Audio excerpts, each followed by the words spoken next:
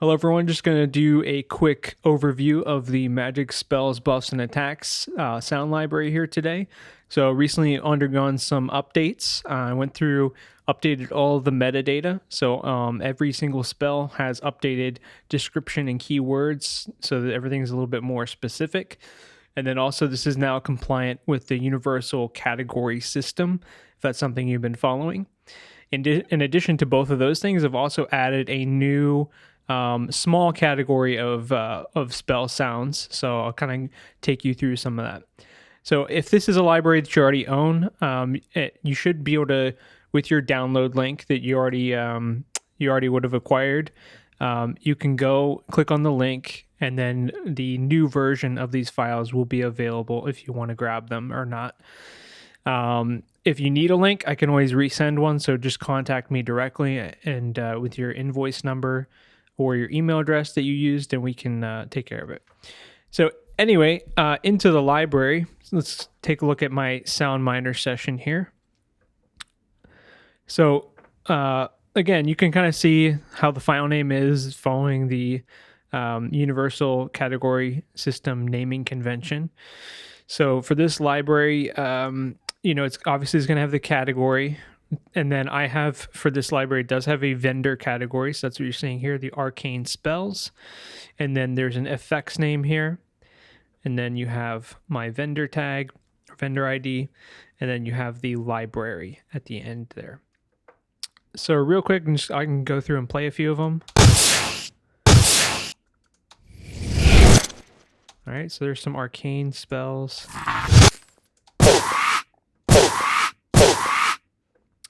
Now the new category, I'm not going to play a bunch of different spells, but because I have some full previews of all these sounds.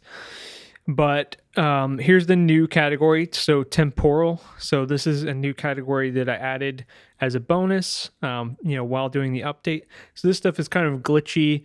It's kind of maybe a stretch of categorizing this stuff as magic spells, but I used the same material in building these, so I feel it's appropriate, and I feel it's still kind of makes sense. So there's some interesting spells in here. So it's a lot of stuff that has to do with a lot of time movement, delay, and granular kind of synthesis.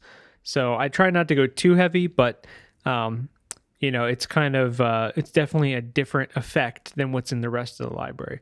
So you get all these for free if you already own the library. You just have to download the new sound files. And if you're getting it for the first time, well, there's added value for you.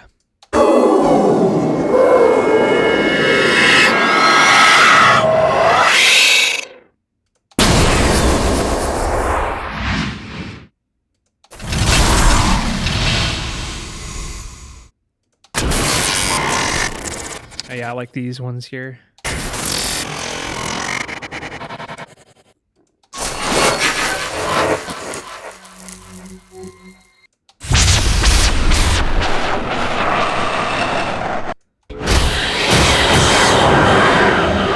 So some of the thing with these temporal, this new category, a lot of this was heavily performance based. So I did a lot of manual performance and kind of playing the sounds and kind of manipulating parameters in real time with some of the plugins. So I feel like it's special to mention that because it does kind of add a layer of complexity and kind of gives it a more natural vibe whenever something's performed in the way that I did with these. So you can see that these have a lot of variations. So some of them I have up to 12 variations, which is a little different than the other library categories. You can see I'm in the older categories. A lot of my stuff had 3 or 4 variations. I just felt like I ended up doing more, and I basically went through and deleted the ones that I thought were redundant, but I ended up having a lot of material, and it's like, well, I may as well release it rather than delete it. So it's just extra stuff to kind of mess with. Now, also a good time to kind of, as I'm wrapping it up here with this quick video, to mention, did a little bit of research and asked around a little bit. And I was getting, the feedback that some people would prefer to have a glued or a sausage file instead of having all these individual single variations, because you can see these files are completely separated out, so where you can pick the variations. But that I understand for some workflows that does get to be it gets to be a little tedious, or it just doesn't work with how some people like to do their design sessions or what have you, for whatever various reasons. Everyone's got their preferences, of course. So what I did is, for convenience, I also made a glued or a sausage version of all of these files. So here's what that looks like. I mean, it's not, it's basically what you'd expect. You just don't see all the variation numbers. And then here, if I click on one of these, you can see all of the variations are glued into, one file, and the wave markers are still there. So that's, useful if you do load it into Radium. If you're using Soundminer, then you don't have to, you don't have to compile any new files. You should be able to randomize these after it's been loaded in. Or if you load it into another program, the wave markers should be there, and it should be able to be helpful in terms of separating the files back out again if you have to. Again, both versions of the files you'll see available. So whatever your preference, you can download either one. All right. So I think that's about it. Again, if you're wanting to have a quick look, this is what the metadata overhaul kind of looks like. So keywords, I tried to stick to between 3 to 5 keywords.